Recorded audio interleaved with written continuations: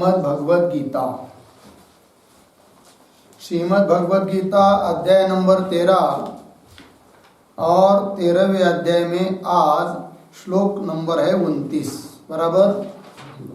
अब 29 नंबर के श्लोक की अवतरणिका को हम लोग पढ़ते हैं। कह रहे भाष्यकार, सर्वभूतस्थं ईशं समं पश्यन् न हिनस्ति आत्मना आत्मानम् इति उक्तम्। अर्धविराम। तत् अनुपपन्नम् स्वगुण कर्म वैलक्षण्य भेद भिन्नेषु आत्मसु इति एतत् आशंक्य आह। ठीक है जी, चलिए तो देखिए, थोड़ा अन्वय करके पढ़ेंगे। सर्वभूतस्थं ईशं समं पश्यन्,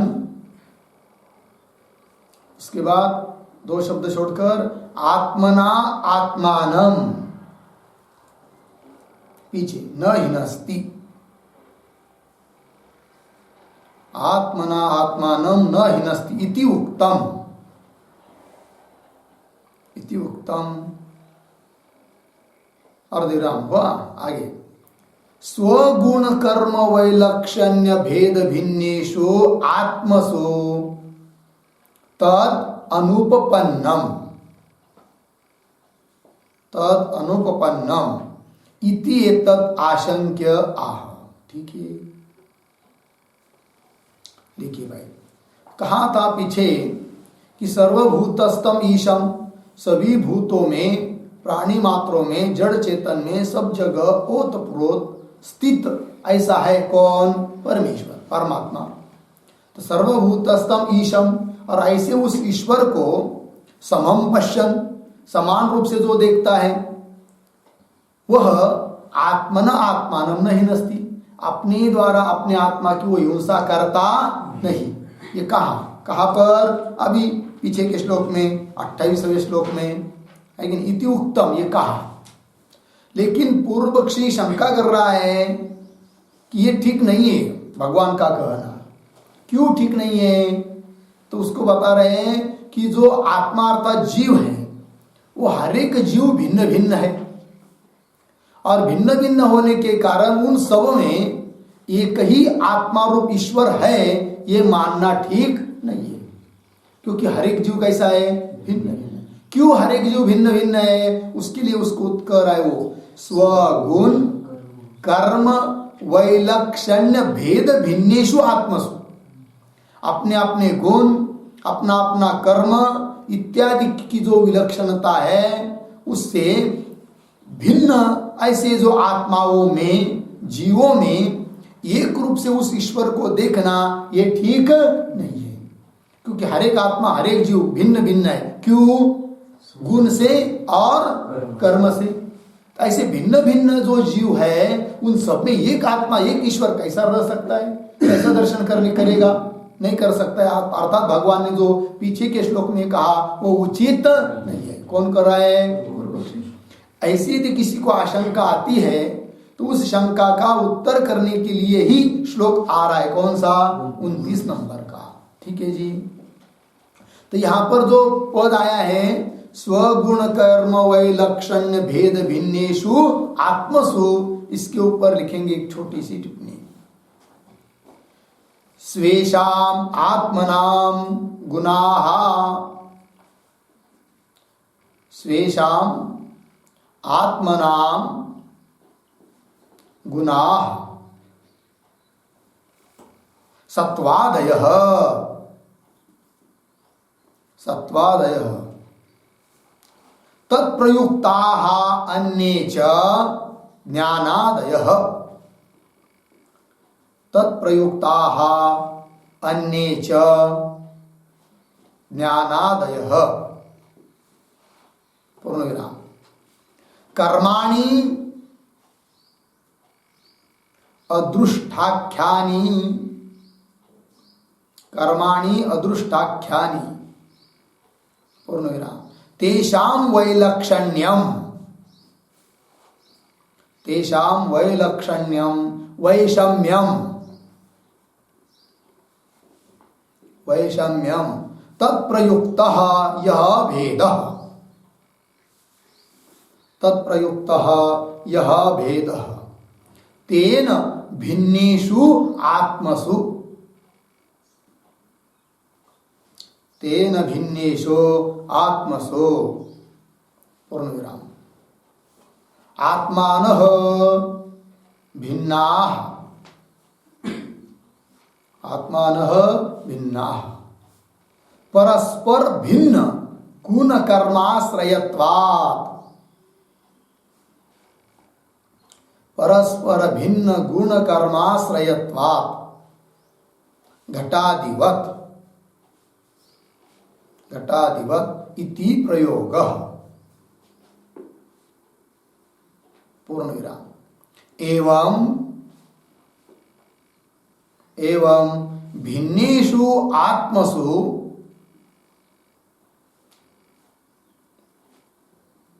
एवं भिन्नेषु आत्मसु विषये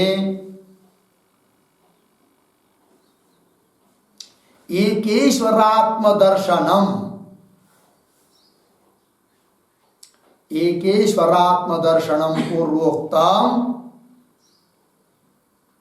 पूर्वोक्तम अयुक्तम एव, अयुक्तम एव पूर्णविराम मिथ्या ज्ञान रूपत्वात् इति भावः, मिथ्या ज्ञान रूपत्वात् इति भावः।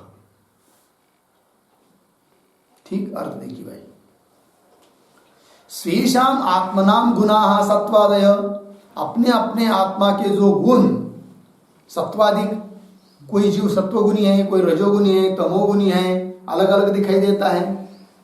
तो स्वेषाम आत्मनाम गुणाः सत्वादय तत्प्रयुक्ता अन्य च ज्ञानादय, अब उससे प्रयुक्त अन्य गुण कौन? ज्ञानादि, जिसका जैसा गुण रहेगा वही उसी प्रकार का उसमें ज्ञान इच्छा आदि आदि रहते हैं। तो अन्य च ज्ञानादय, ठीक। और गुण हरेक के भिन्न भिन्न है, पहली बात हुई। और कर्म भी हरेक के क्या है? भिन्न भिन्न है। कौन कर्म? कर्माणि अदृष्टाख्यानि, अदृष्ट रूप कर्म वो भी हरेक जीव का कैसा है? अलग अलग है।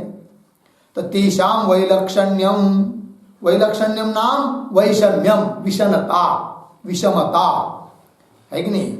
वैलक्षण्य भिन्नता, तत्प्रयुक्त यह भेद, और उससे होने वाला जो परस्पर का भेद, तेन भिन्नेषु आत्मसु, उस भेद से भिन्न जो आत्मा है उस आत्माओं में, सभी आत्माओं में एक ईश्वर को देखना, देखने के लिए कहा है, वो कहना ठीक नहीं। कौन कह रहा है? पूर्व पक्षी। अनुमान भी करा दिया। क्या अनुमान बना दिया? आत्मानः भिन्नाः परस्पर भिन्न गुण कर्माश्रयत्वात् घटादिवत्। यहाँ पर पक्ष आत्मानः साध्य भिन्नत्व, परस्पर में क्या सिद्ध करना है? क्या सिद्ध करना है? भेद, भिन्नत्व। हेतु दिया परस्पर भिन्न गुण कर्माश्रयत्वात्, हरेक के परस्पर में भिन्न भिन्न है। कौन? गुण कर्म अलग अलग है। आश्रयत्वात् किसकी तरह? घटादिवत् इति प्रयोग, यह अनुमान हुआ। एवं इस रीति से भिन्नेषु आत्मसु विषये, भिन्न भिन्न ऐसे आत्मा के बारे में एकेश्वर आत्मदर्शनम, एक रूप एक ही जो ईश्वर है उसको आत्म रूप से सब जगह देखना। ये जो पिछले के श्लोक में कहा है पूर्वोक्तम अयुक्तम एव, वो कहना ठीक नहीं है। मिथ्या ज्ञान रूपत्वात् इति भाव, यदि कहेंगे भी देखेंगे भी तो क्या हो जाएगा? मिथ्या ज्ञान रूप ही हो जाएगा। ये कह दिया। लग गया जी? कुल मिलाकर शंका का क्या भाव हुआ कि हरेक जीव गुण और कर्म से भिन्न भिन्न होने के कारण सब में एक ईश्वर रूप आत्मा को देखना ये उचित नहीं है, जो कि पिछले श्लोक में भगवान ने समदर्शन के लिए करने के लिए कहा है, वो ठीक नहीं है। लग गया? अब आगे श्लोक के द्वारा उत्तर दे रहे हैं। इति तद आशंक्य आह प्रकृतेव च कर्माणि, प्रकृतेव च कर्माणि क्रियमाणानि सर्वशः, क्रियमाणानि सर्वशः, यः पश्यति तथात्मान यः पश्यति तथात्मानं कर्तारं स पश्यति कर्तारं स पश्यति प्रकृतेव च कर्माणि क्रियमाणानि सर्वशः यः पश्यति तथात्मानं कर्तारं स पश्यति प्रकृत्या एव च कर्माणि क्रियमाणानि सर्वशः यः पश्यति तथा आत्मानं अकर्तारं सः पश्यति।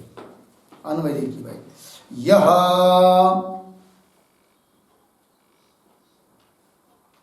सर्वशः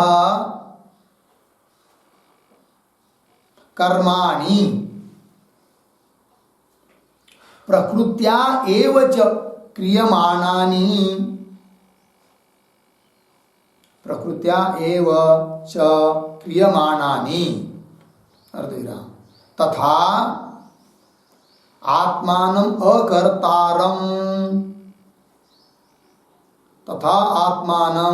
अकर्तारं पश्यति सह पश्यति।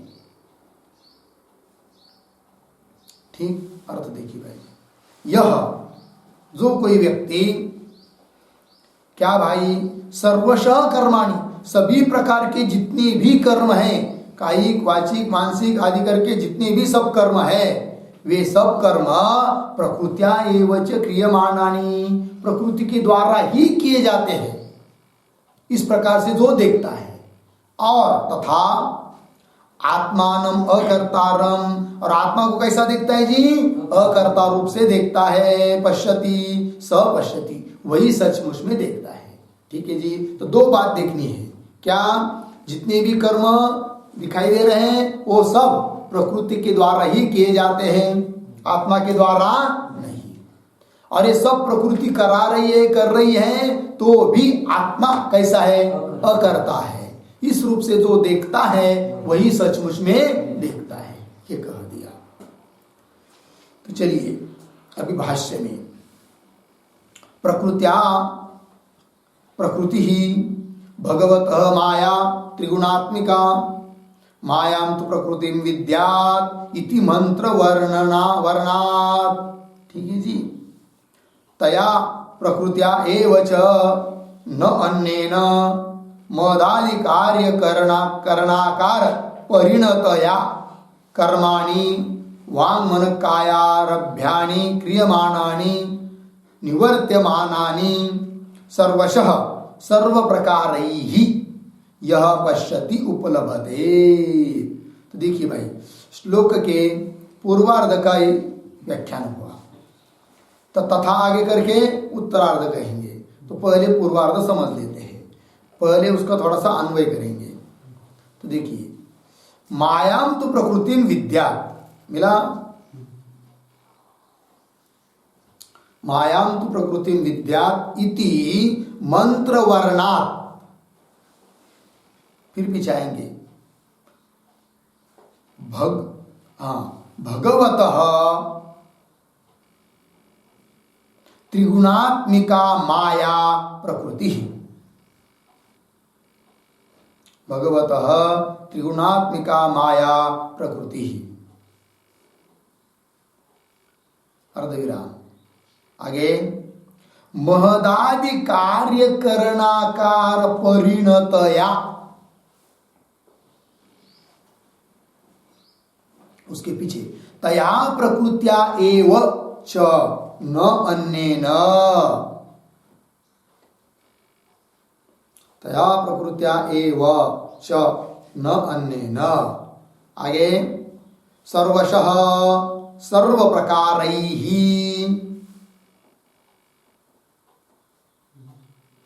सर्वशः सर्व प्रकारैः, पीछे वाङ् मन कायारभ्यानि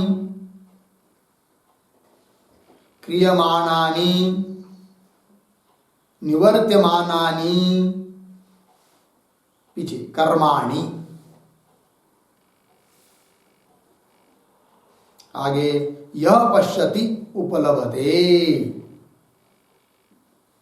अर्थ देखिए भाई, वो प्रकृति, प्रकृतिया प्रतीक है, प्रकृति के द्वारा ये सब किया जाता है।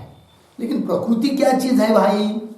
तो श्रुति का प्रमाण देकर बता रहे प्रकृति क्या है। तो श्रुति में कहा है श्वेतोपनिषद में, मायां तु प्रकृति विद्याम, माया को ही प्रकृति समझो, तो माया ही प्रकृति है। इति मंत्र वर्णात, इस मंत्र वर्ण के अनुसार भगवतः त्रिगुणात्मिका माया प्रकृति, भगवान की जो 3 गुण वाली माया है वही क्या है जी? प्रकृति। तो प्रकृति शब्द से कौन लेंगे? माया है कि नहीं? कैसी है वो? त्रिगुणात्मिका। पुनः कैसी है वो? भगवतः। भगवतः मतलब क्या? प्रत्येक अभिन्न परमात्मनः संबंधिनी, प्रत्येक अभिन्न परमात्मनः संबंधिनी भगवतः।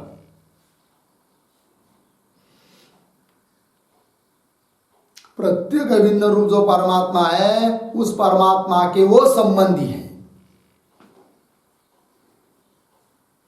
ऐसी जो त्रिगुणात्मिका माया वही है प्रकृति। लग गया जी? फिर तृतीया है ना पीछे, प्रकृतिया, तो वो प्रकृति बताई, फिर वो प्रकृति के द्वारा ही सब कुछ किया जा रहा है, ये बात बतानी है।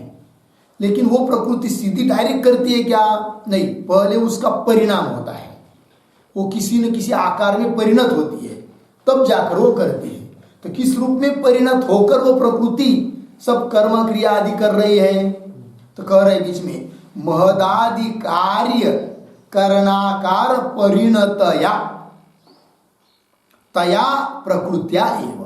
तो महदाधिकार, आदि शब्द से महत तत्व, अहंकार, पंचतन मात्रा, फिर उसका परिणाम आदि आदि करके सब भूत, स्थूल शरीर, सूक्ष्म शरीर, ये सब, ये क्या है? सब प्रकृति है। तो इस माध्यम से तो शरीर उत्पन्न किया, इंद्रिय उत्पन्न किए, तो सब हो रहा है शरीर इंद्रियों के द्वारा, अर्थात किसके द्वारा हो रहा है?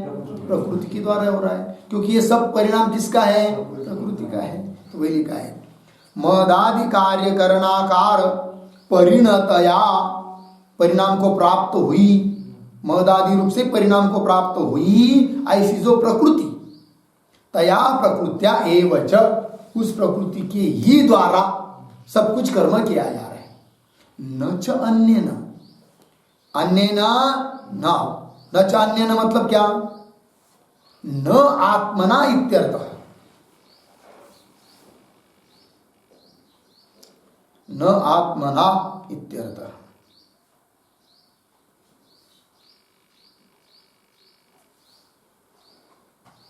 ठीक है ना?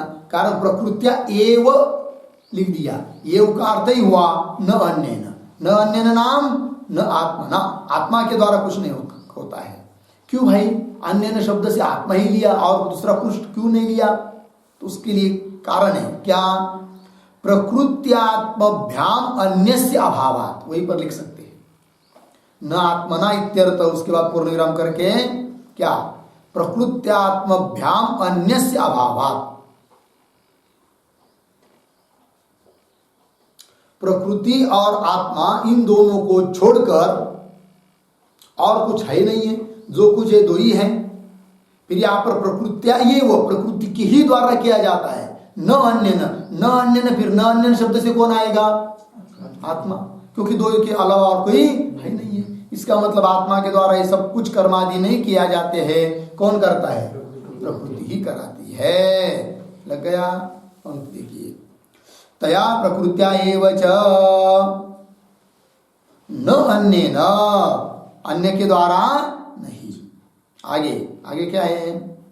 सर्वशः, सर्वशः नाम सर्व प्रकार ही है कि नहीं? सर्वशः का अर्थ है सर्वथा, सर्व विधानी इति यावत्,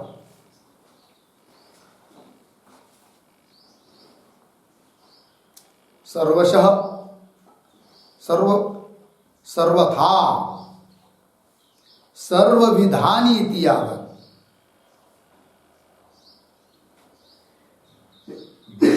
ठीक है जी, चलिए। सर्वशः सर्व प्रकार ही मतलब सभी प्रकार से, क्या सर्वशः क्या क्रियमाणानि कर्माणि, तो वो बीच में दिया है किसके द्वारा कैसे कर्म होते हैं, तो वांग मन कायारभ्यानि क्रियमाणानि, क्रियमाणानि का अर्थ कर रहे हैं निवर्त्यमानानि,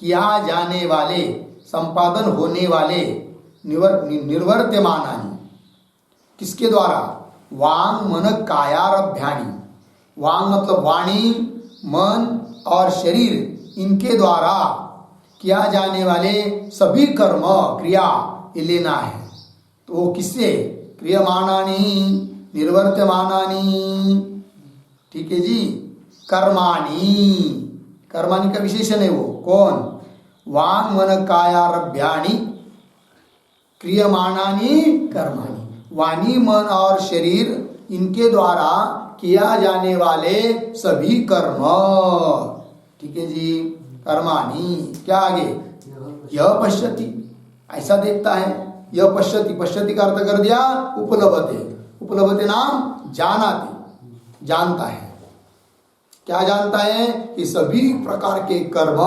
प्रकृति के द्वारा ही किए जा रहे हैं, ऐसा जो जानता है, ठीक है जी। यहां पर शब्द आया है वांग मन कायारभ्यानि, एक वाक्य उसके ऊपर, कर्माणि त्रिविधानि, कर्माणि त्रिविधानि वाचिक मानसिक कायिक भेदा,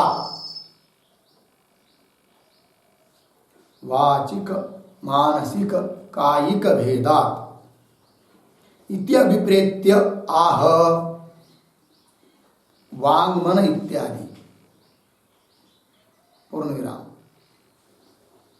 वाचा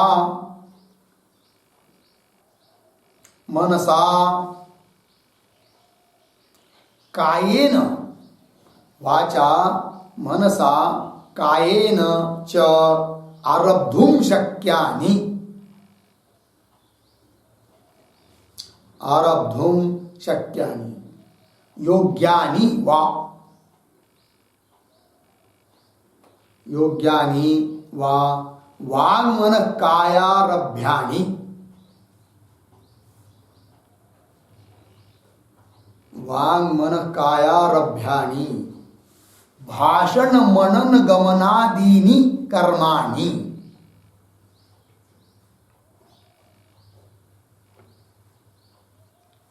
वांग मन कायारभ्यानि भाषण मनन गमनादीनि कर्माणि, अर्थ देखिए, कर्म तीन प्रकार के बताए भाई, वाचिक कर्म, मानसिक कर्म और कायिक कर्म, कायिक भेदा, इसलिए भाष्य में शब्द आया है वांग मन कायारभ्यानि। तो वाचा वाणी के द्वारा, मन के द्वारा, और शरीर, काया मतलब शरीर के द्वारा, आरब्धुम शक्यानि, जिसका आरंभ किया जा सकता है, शक्यानि योग्यानि कि वह आरंभ करने के लिए जो योग्य है, ऐसे वांग मन कायारभ्यानि कर्म, कौन उदाहरण, भाषण, वाणी के द्वारा किया जाने वाला कर्म है, मन के द्वारा किया जाने वाला कर्म मनन, और क्या, काया शरीर के द्वारा किया जाने वाला कर्म उदाहरण गमनादि, ये सब कर्म है, लग गया जी। तो जितनी भी कर्म है वो सब प्रकृति के द्वारा ही किए जाते हैं, ऐसा जो देखता है, ठीक। और एक शब्द आया यहाँ पर महदादि कार्य करणाकार परिणतया, भाष्य में आया ना, तो उसके ऊपर एक वाक्य लिखेंगे, महत्तत्वं बुद्धि,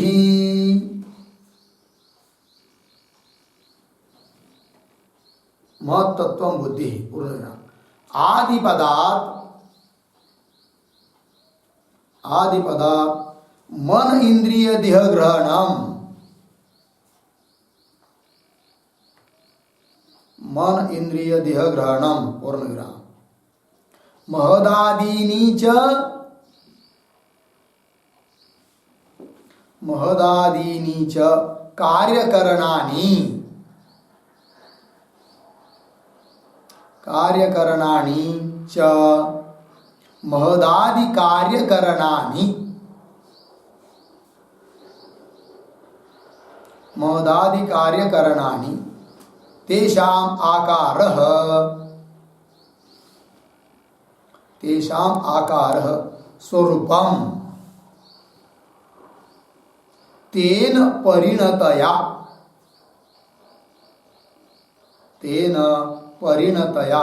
परिणामं प्राप्तया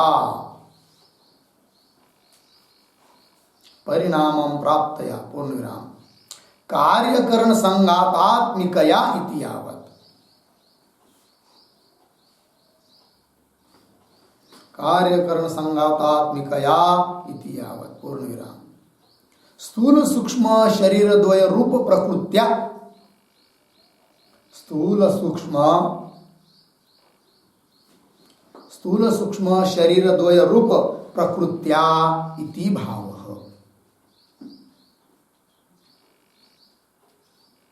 प्रकृत्या इति भाव देखिए भैया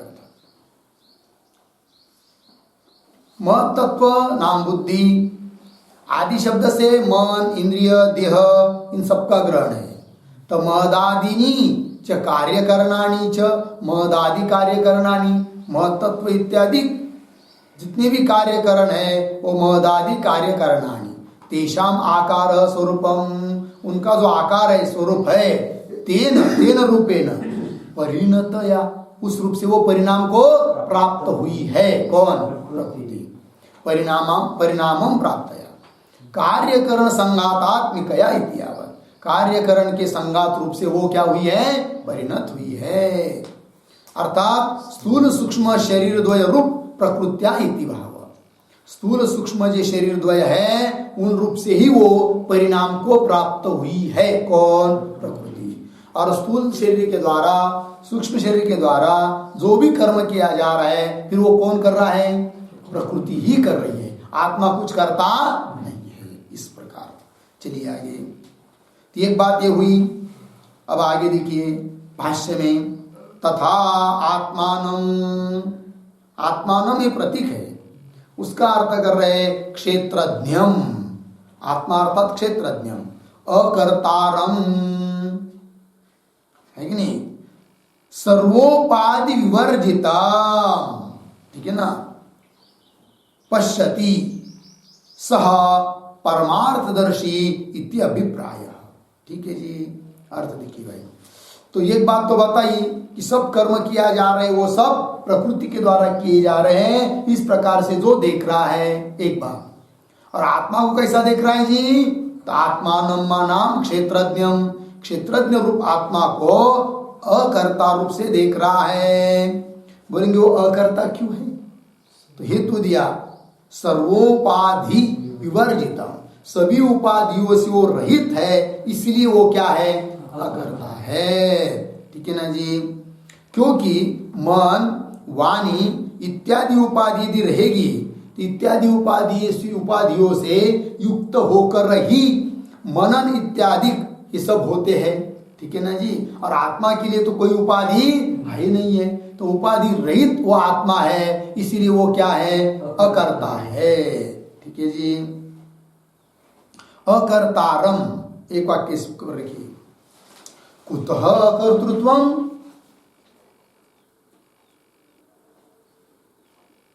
कुतः अकर्तृत्वम प्रश्न चिन्ह। अतः आह सर्वोपाधि विवर्जितम पूर्णविराम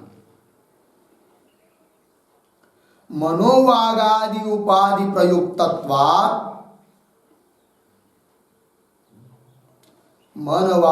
मनोवागादि उपाधि प्रयुक्तत्वात्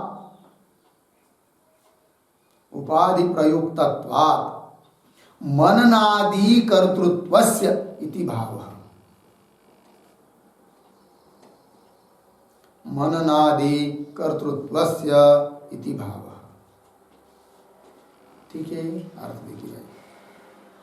कुतः कर्तृत्व? अकर्ता कहाँ बनाया? क्यों है आत्मा? इसलिए कहा कि सर्वोपाधि से रहित है। क्योंकि मन वाणी आदि उपाधि से प्रयुक्त ही होते हैं। क्या?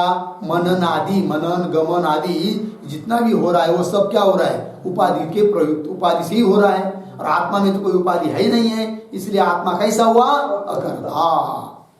अकर्तारम सर्वोपाधि विवर्जितम स पश्यति। इस रूप से आत्मा को जो देख रहा है सह परमार्थदर्शी इति अभिप्राय।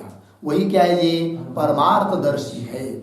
परमार्थदर्शी मतलब क्या है? एक वाक्य, परमार्थम सत्यम आत्मानम, परमार्थम सत्यम आत्मानम द्रष्टुम शीलम अस्य, द्रष्टुम शीलम अस्य इति परमार्थदर्शी, इति परमार्थदर्शी। आत्मविद इति यावत्, आत्मविद इति यावत्, यथार्थदर्शी इति वा, यथार्थदर्शी इति वा पूर्णविराम। ये तो आत्मानं, ये तो आत्मानं कर्तारं पश्यन्ति,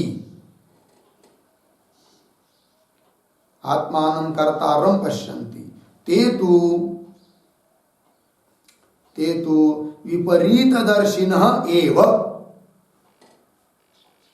विपरीतदर्शिनः एव इति भावः।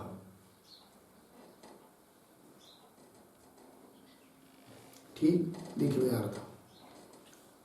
परमार्थम मतलब सत्यम आत्मानम, परमार्थ आत्मा मतलब क्या? सत्य स्वरूप आत्मानम, द्रष्टुशीलम अस्य, देखने का ही स्वभाव है जिसका, उसको कहेंगे क्या? परमार्थदर्शी, अर्थात आत्मविद, आत्मवेत्ता मतलब यथार्थदर्शी, तत्व साक्षात्कारी। ये तो आत्मानं कर्तारं पश्यति, पश्यन्ति, जे लोग आत्मा को कर्ता रूप से देखते हैं वे होते हैं क्या? विपरीतदर्शिनः एव इति भाव। लग गया जी? चलिए भाष्य में, तथा आत्मानं क्षेत्रज्ञं अकर्तारं सर्वोपाधि वर्जितं पश्यति स परमार्थदर्शी इति अभिप्राय। हो गया? चलिए आगे।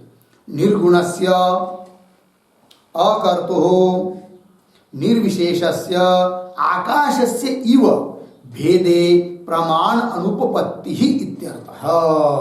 ठीक है जी?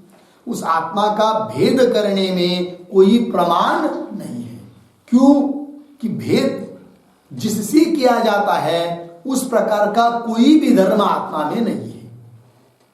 तो भेद किससे किया जा सकता है? गुण के द्वारा, आत्मा तो निर्गुण है। भेद किसके द्वारा किया जा सकता है? क्रिया के द्वारा, तो आत्मा तो अकर्ता है। भेद किसके द्वारा किया जाता है? कोई विशेषता हो तो, आत्मा में तो कोई विशेष है नहीं है, इसलिए भेद सिद्ध करने के लिए कोई प्रमाण नहीं है। जबकि पूर्व पक्ष ने अवतरणिका में कहा था स्वगुण कर्म वैलक्षण्य इत्यादियों से भिन्न भिन्न है सब आत्मा है, तो उसका उत्तर दिया गुण वगैरह आत्मा का भेद कर नहीं सकते, क्योंकि आत्मा के वो है नहीं। आत्मा कैसा है? निर्गुण है। तो वही लिखा है निर्गुणस्य अकर्तुः निर्विशेषस्य आकाशस्य इव। जैसे आकाश का भेद नहीं किया जा सकता है, क्योंकि आकाश भी कैसा है? निर्गुण, अकर्ता, निर्विशेष है। व्यवहार में सच और सखोल दृष्टि से देखा जाए तो वो आकाश भी क्या है? सावयव है, गुण वाला है, क्रिया वाला है कि नहीं? किंतु व्यवहारिक बाकी के पदार्थों की सापेक्ष आकाश भी निर्गुण है, अकर्ता है, निर्विशेष है, इसलिए उसके भेद नहीं किया जा सकते। वैसे आत्मा के भी भेद नहीं होते हैं। निर्गुणस्य अकर्तुः निर्विशेषस्य आकाशस्य इव भेदे प्रमाण अनुपपत्ति। भेद सिद्ध करने में कोई प्रमाण उपलब्ध नहीं है इत्यर्थः। ठीक है जी? लिखते इसके ऊपर एक टिप्पणी। निर्गुणस्य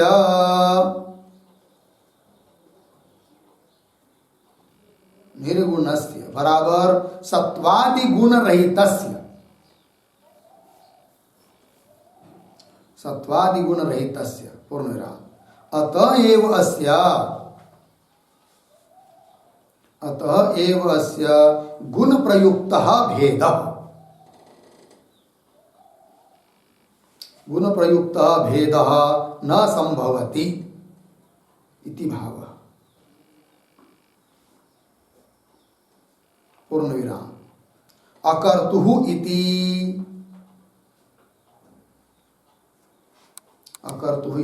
अतः एव अस्य कर्म प्रयुक्तः भेदः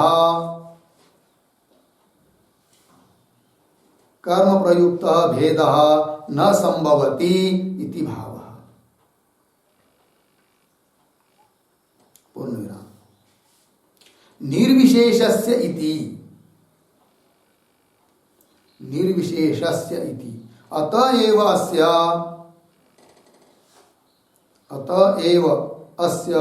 स्वरूप प्रयुक्तः भेदः नास्ति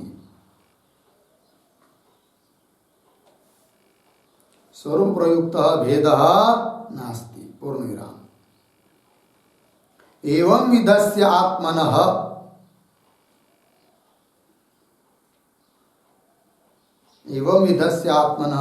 आकाशस्य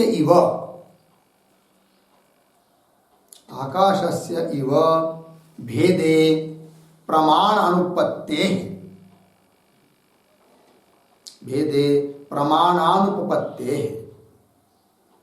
प्रमाणाभावात् इत्यर्थः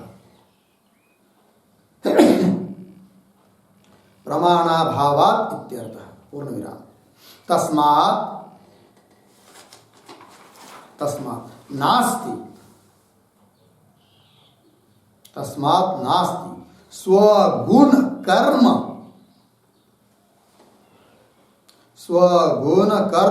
वैलक्षण्य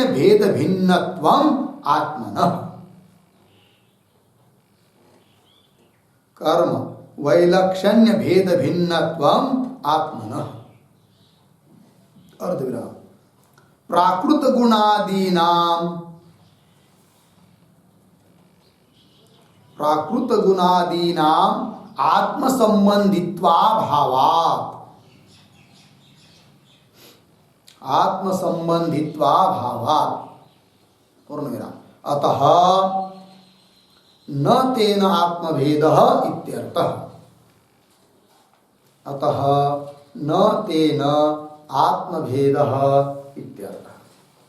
हो गया। चलिए अर्थ देखते हैं। निर्गुणस्य आत्मा के लिए क्या कह दिया? निर्गुणस्य अर्थात सत्वादि गुण रहितस्य, सत्वगुण रजगुण तमोगुण या कोई भी गुण आत्मा में नहीं है। अतएव अस्य आत्मनः गुण प्रयुक्त भेद न संभवति। गुण प्रयुक्त भेद, गुण के द्वारा किया जाने वाला भेद आत्मा में हो नहीं सकता, क्योंकि आत्मा कैसा है? निर्गुण है। यदि गुण वाला होता तब गुण के द्वारा भेद भी होता, किंतु गुण वाला नहीं है तो गुण प्रयुक्त भेद भी नहीं है आत्मा में, न संभवति इति भाव। पुनः अकर्तु इति, अतः अकर्ता होने के कारण अतएव अस्य कर्म प्रयुक्त भेद न संभवति। कर्म से होने वाला भेद भी आत्मा में नहीं है कि नहीं? जैसे कर्म से प्रयुक्त भेद होता है कि नहीं? और अपन कौन आहात? मैं डॉक्टर हूं। अच्छा, आप डॉक्टर है, कोई बात नहीं। आप कौन है भाई? मैं कुछ नहीं, मैं तो अध्यापक हूं। अच्छा, आप कौन है? मैं वकील हूं। आप कौन है? मैं रसोईया हूं। देखिए, व्यक्ति व्यक्ति में भेद हो रहा है कि नहीं? क्यों भेद हो रहा है अभी? कर्म से। हर एक का कर्म कैसा है? अलग। किसी का रसोई बनाने का कर्म है, किसी को इंजेक्शन देने का कर्म है कि नहीं? तो अलग अलग कर्म होने से व्यक्ति व्यक्ति में क्या हुआ? भेद। उस प्रकार का आत्मा में यदि कोई कर्म करता रहता आत्मा, तब कर्म प्रयुक्त भेद भी होता, किंतु आत्मा अकर्ता है, इसलिए कर्म प्रयुक्त भेद भी आत्मा में नहीं है। वही लिखा है अकर्तु अतः एव अस्य कर्म प्रयुक्त भेद न संभवति इति भाव। ठीक जी, आगे चलिए। निर्विशेषस्य इति अतएव अस्य स्वरूप प्रयुक्त भेद नास्ति, है कि नहीं? होता है ना, आदमियों में क्या होता है? विशेषता होती है है कि नहीं? उस प्रकार की कोई विशेषता भी उसमें नहीं है जिससे कि आत्मा का भेद हो सके। समझ में आया कि नहीं? और सारे बहुत सारे जाति के द्वारा भेद होता है, आत्मा में कोई जाति नहीं है, इसलिए जाति प्रयुक्त भी भेद आत्मा में नहीं होगा। न आत्मा काला है, न गोरा है, न कोई गुण वाला है, कोई कर्म वाला है, इसीलिए किसी भी दृष्टि से आत्मा का भेद करने के लिए कोई धर्म है नहीं। चलिए, अतएव स्वरूप प्रयुक्त भेद नास्ति एवं विधस्य आत्मन। इस प्रकार का जो आत्मा है, आत्मनः आकाश से इव, आकाश की तरह भेदे प्रमाण अनुपपत्ति है। भेद मानने में कोई प्रमाण नहीं, अर्थात प्रमाणाभावात्, प्रमाण नहीं इत्यर्थ। तस्मात् नास्ति क्या स्वगुण कर्म वैलक्षण्य भेद भिन्नत्वम आत्मनः। इसलिए आत्मा में अपने गुण कर्म इत्यादि की विलक्षणता के द्वारा आत्मा का भेद हो नहीं सकता, जो कि पूर्व पक्ष ने अवतरणिका में कहा था। किसके द्वारा भेद आत्मा का है? तो कैसा एक सब में एक ईश्वर रूप आत्मा को देखे तो उत्तर दे दिया क्या कि आत्मा का भेद गुण कर्म इत्यादि के द्वारा किसी के द्वारा है नहीं है। इसलिए सभी प्राणी मात्रों में भले विचित्रता दिखाई दे रही है, किंतु वो सब विचित्रता किसकी है? प्रकृति की है। आत्मा तो सब में एक ही है, ये बात सिद्ध हुई। तस्मात् नास्ति स्वगुण कर्म वैलक्षण्य भेद भिन्नत्वम आत्मनः प्राकृत गुणादि नाम आत्म संबंधित्वाभावात्। प्राकृत गुण मतलब प्रकृति के द्वारा दिखाई देने वाले, प्रतीत होने वाले जो गुण हैं, उसका आत्मा के साथ कोई संबंध नहीं है। अतः न तेन आत्मभेद इत्यर्थ। इसलिए उसके द्वारा भी आत्मा का भेद नहीं होता है। हो गया जी, ये बात हो गई। भाष्य, निर्गुणस्य कर्तु निर्विशेषस्य आकाशस्यैव भेदे प्रमाण अनुपत्ति है।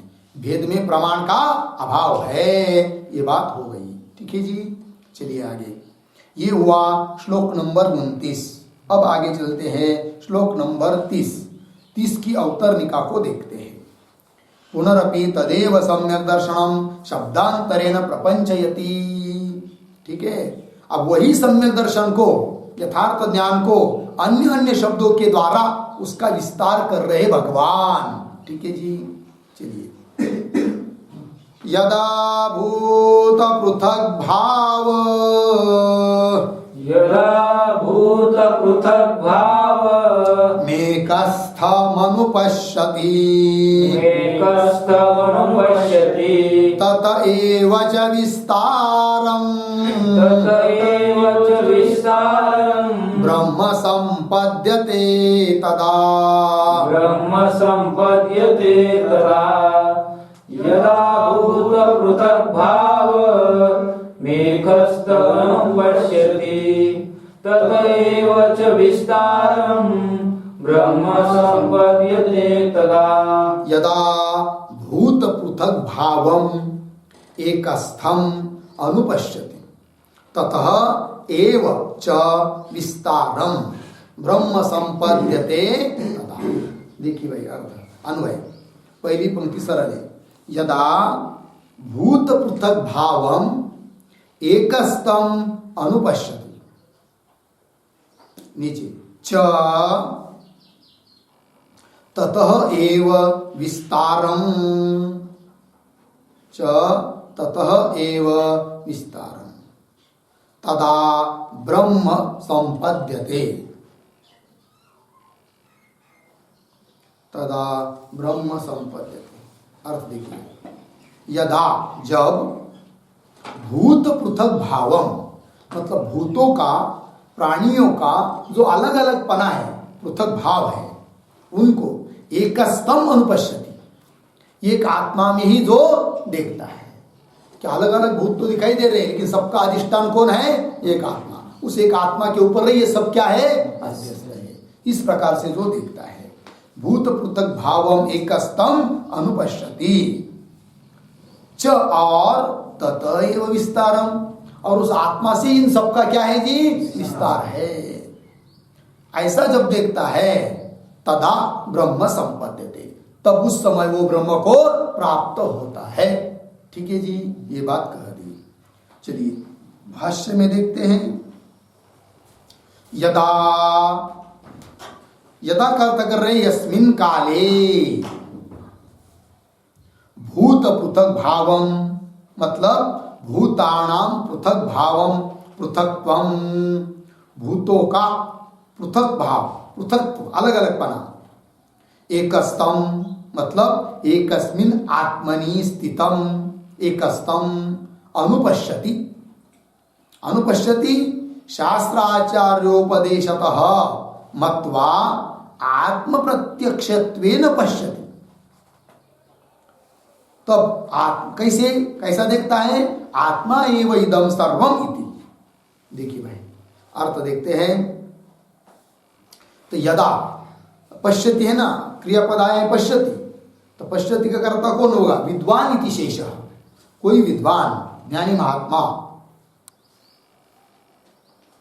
यदा यस्मिन काले, जिस काल में, भूत पृथक भावं, भूतों का जो पृथक भाव, पृथक पना है, भूत पृथक भावम का अर्थ कर रहे हैं भूतानाम पृथक भावम, भूतों का अलग अलग पृथक भाव, पृथकत्वम, एकस्तम, एकस्तम मतलब एकस्मिन आत्मनि, एक आत्मा में स्थितम, एकस्तम, अनुपश्यति देखता है।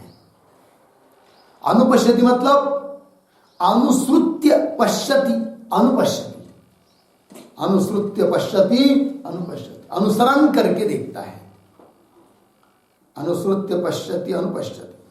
बोलेंगे किसका अनुसरण करके देखता है जी, तो स्पष्टीकरण कर दिया, शास्त्र, वेदांत शास्त्र, आचार्य गुरु, उनके उपदेशतः मत्वा, उनके उपदेश से मानकर, समझकर, जानकर, फिर आत्म प्रत्यक्षत्वेन, आत्मा का साक्षात्कार करके देख रहा है।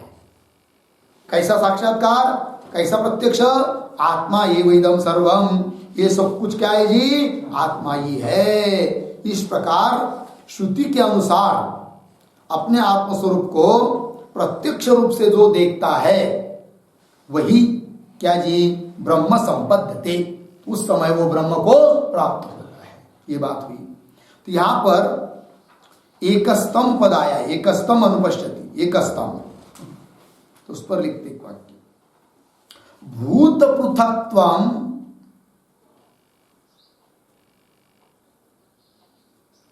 भूत पृथक्त्वम आत्मनि अध्यस्तम, आत्मनि अध्यस्तम अविद्यया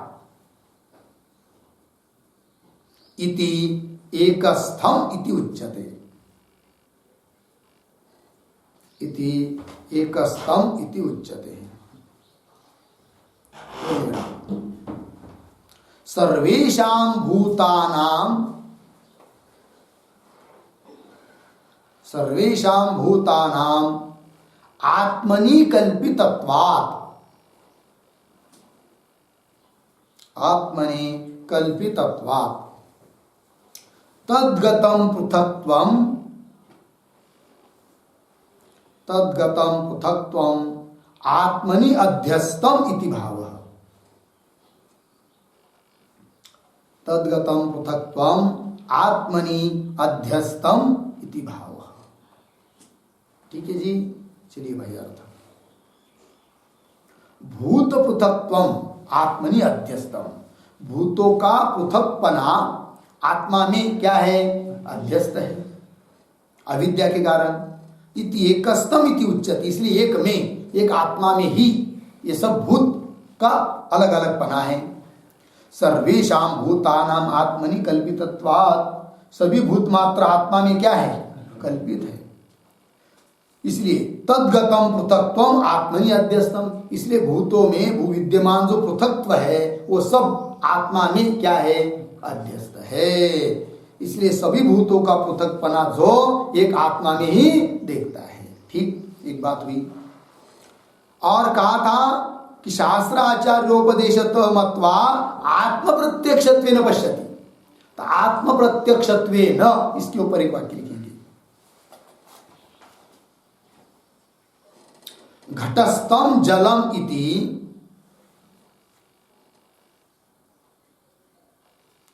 घटस्थम जलम इति दर्शनस्य यथा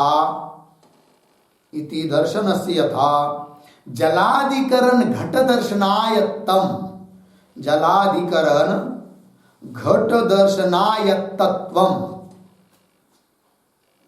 जलाधिकरण घट दर्शनायत्तत्वम अर्धविराम तथा भूत पृथक भाव आत्मस्थः इति दर्शनस्य पृथक भूताधिकरण आत्म साक्षात्कारायत्तत्वम् इति दर्शनस्य पृथक भूताधिकरण आत्म साक्षात्कारायत्तत्वम् इति भावः।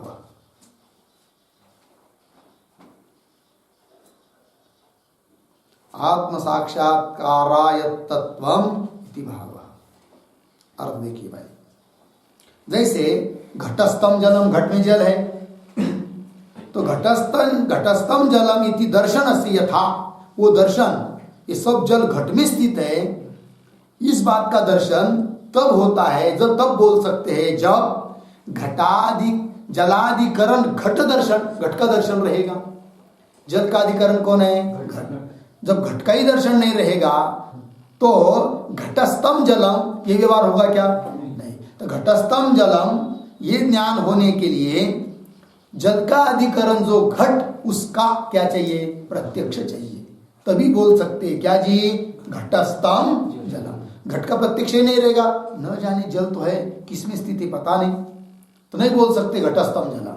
उसी प्रकार ये दृष्टांत हुआ। तो घटस्थम जलम इति दर्शनस्य यथा जलाधिकरण घट दर्शनायत्तत्वम्, जल का अधिकरण जो घट, उस घट के दर्शन के निमित्त से वो व्यवहार होता है, घटस्थम जलम प्रत्यक्ष होता है। उस प्रकार तथा भूत पृथक भाव आत्मस्थः, सभी भूतों का पृथक भाव आत्मा में स्थित है, ये भी तब प्रत्यक्ष होगा, तब कह सकते हैं जब उस भूतों का अधिकरण आत्मा का प्रत्यक्ष रहेगा। और भूतों का अधिकरण आत्मा का प्रत्यक्ष नहीं है तो उस आत्मा में एक में ही ये सब भूत स्थित है, ये बोल नहीं सकते। इसलिए भाष्यकार ने शब्द प्रयोग किया है शास्त्र आचार्योपदेशतः मत्वा आत्म प्रत्यक्षत्वेन पश्यति, है ना? आत्मा का प्रत्यक्ष करके ही जब देखता है आत्मा एव इदं सर्वम, तब वो बोल सकता है क्या कि सभी भूत प्राणी मात्र का क्या है? एक आत्मा में ही स्थित है। तो वही लिखा तथा भूत पृथक भाव आत्मस्थ इति दर्शनस्य, ये दर्शन भी किस निमित्त से कब होगा? भूत पृथक भूताधिकरण, पृथक भूतों का जो अधिकरण आत्म साक्षात्कारायत्तत्वम्, उस आत्मा का साक्षात्कार रहेगा तभी उस निमित्त से ये दर्शन होगा। कौन सा? भूत पृथक भाव आत्मस्थः, ये प्रत्यक्ष होगा। लग गए जी? चलिए आगे। तो आत्मा एव इदं सर्व, ठीक, मेरा जो आत्मस्वरूप ब्रह्म स्वरूप है उस मेरे इस एक आत्मा में ही ये सब भूत का पृथक भाव अध्यस्त है, ऐसा जब जो विद्वान देखता है। एक बात हुई। और दूसरी बात क्या देखता है? तत एव च विस्तारम, और उस एक आत्मा से ही इन सबका क्या है कि विस्तार, इस बात को भी देखता है। तभी ब्रह्म संपद्यते, तदा ब्रह्म संपद्यते, तब वो ब्रह्म रूप हो जाता है। अब तत एव च विस्तारम, इसकी व्याख्या कर रहे भाष्यकार। तत एव च, मिला पंक्ति, तत एव च तस्मात् एव च, ततेव च का अर्थ कर दिया तस्मात् एव च। तस्मात् एव मतलब आत्मनः सकाशात् एव, तत एव का अर्थ आत्मनः सकाशात् एव, ठीक है, आत्मा से ही।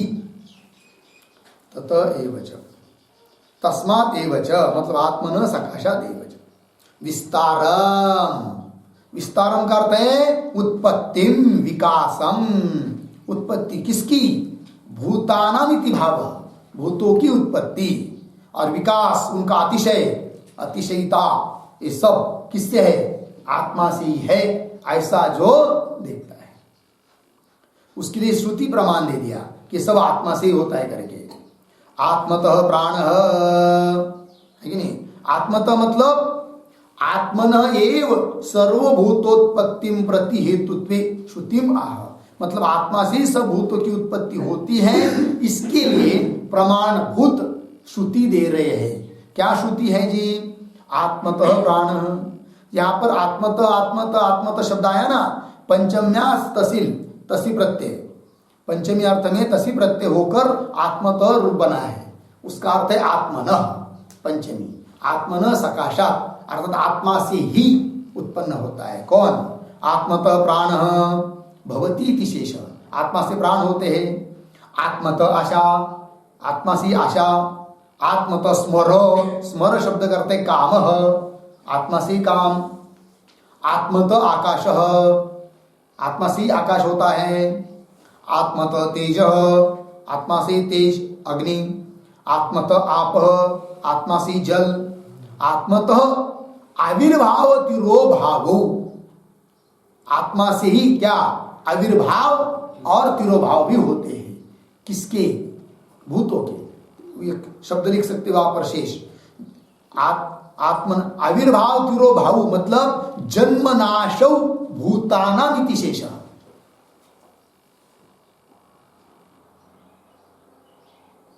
अर्थात भूतों का, प्राणी मात्रों का जन्म और प्राणी मात्रों का नाश भी आत्मा से ही होता है। आत्मतः आविर्भाव तिरोभाव भाव। आत्मतः अन्नम, और आत्मा से ही अन्न भी। इति एवं आदि प्रकार ही विस्तारम यदा पश्यति, इति एवं इस प्रकार से विस्तार जब देखता है, किससे? आत्मा से। यदा पश्यति तब क्या? ब्रह्म संपद्यते, ब्रह्म एव भवति। कब? तदा तस्मिन् काले इत्यर्थ। तो कैसा पढ़ेंगे इस वाक्य को? देखिए अभी अभी अंतिम में विस्तारम यदा पश्यति, यदा पश्यति आया ना, तो उसके बाद तदा तस्मिन् काले ब्रह्म संपद्यते, ब्रह्म एव भवति इत्यर्थ। ब्रह्म संपद्यते का अर्थ कर दिया ब्रह्म एव भवति, ब्रह्म ही हो जाता है, यह अर्थ हुआ। तो इस पर एक वाक्य लिखेंगे, फिर श्लोक पूरा हो जाता है। सर्वाणि भूतानि आत्मन सकाशात्, सर्वाणि भूतानि, सर्वाणि भूतानि आत्मन सकाशात् एव भवन्ति, आत्मनः सकाशात् एव भवन्ति, पूर्ण विराम। आत्मनि एव वर्तन्ते, आत्मनि एव वर्तन्ते, पूर्ण विराम। आत्मनि एव लीयन्ते, आत्मनि एव लीयन्ते, पूर्ण विराम। यथा सर्वाभासः, यथा सर्वाभास रज्जोः एव भवति, रज्जोः एव भवति, अर्धविराम। रज्जौ एव वर्तते, रज्जौ एव वर्तते, अर्धविराम। रज्जौ एव लीयते, रज्जौ एव लीयते, पूर्ण विराम। तस्मात् यथा सर्पाभासः, यथा सर्पाभास रज्जुः एव, रज्जुः एव, अर्धविराम। तथा जगत् सर्वं, तथा जगत् सर्वं आत्मा एव, जगत् सर्वं आत्मा एव, पूर्ण विराम। इति यस्य, इति यस्य आत्म तत्व साक्षात्कारः, आत्म तत्व साक्षात्कार सह ब्रह्म संपद्यते, सह ब्रह्म संपद्यते बराबर ब्रह्म प्राप्नोति, ब्रह्म प्राप्नोति हो गया। ठीक है भैया अर्थ। सर्वाणि भूतानि आत्मन सकाशात एव भवति, सभी भूत प्राणी मात्र आत्मा से उत्पन्न होते हैं। आत्मनि एव वर्तन्ते, आत्मा में ही रहते हैं। और अंतिम में आत्मनि एव लीयन्ते, आत्मा में ही लीन हो जाते हैं। यथा जिस प्रकार सर्पाभास है कि नहीं, रज्जु के ऊपर सर्प प्रतीत होता है ना, तो रज्जो एव भवति, रज्जु से होता है। रज्जो एव वर्तते, रज्जु में ही रहता है। और अंतिम में जब रज्जु का ज्ञान हो जाता है तब रज्जो एव लीयते, लीन हो जाता है। कौन? सर्पाभास। उसी प्रकार तस्मात् यथा सर्पाभास रज्जु एव, जैसे सर्पाभास कोई अलग नहीं है, रज्जु ही है, तथा उस प्रकार जगत सर्वम आत्मा एव, ये सब जगत क्या है जी? आत्मा है, आत्मा ही है, क्योंकि आत्मा से उत्पन्न हो रहा है, आत्मा में स्थित है और आत्मा में ही लीन होना है उसको।